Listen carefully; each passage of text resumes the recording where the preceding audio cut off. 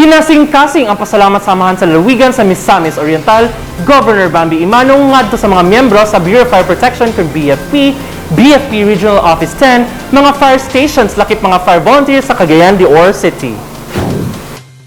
Gipaabot ni Governor Bambi ang iyang pagdayeg ug pasalamat labi na ang paspas nga pagresponde sa BFP sa pagpanguna ni Regional Director Senior Superintendent Carlos Tenebro Dueñas, BFP Misamis Oriental Provincial Fire Director Superintendent Gregorio Albambo ug ubang personahe nga miaksyon dayon dihang nasunog ang buhatan sa Provincial Health Office kun PHO nga sakop sa Kapitolyo Provincial. Nakita ni Governor Bambi nga sa pagsugod pa sa pagsilaab sa kalayo sa PHO, diha dayon ang pagresponde sa BFP ug sa tanang mga volunteers para matabangan og pahinay ang makalilisang ug makaguol nga sunog.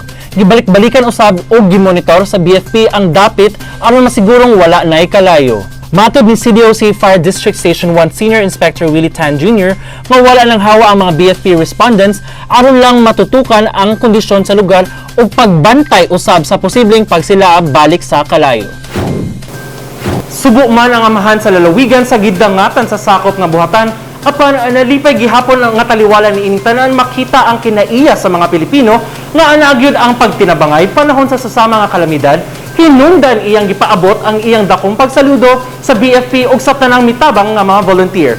Kauban si Chloe Dalay sa kamera, ako si Gio Denke alang sa limpyog matarong nga panggobyerno, padayon Pilipino.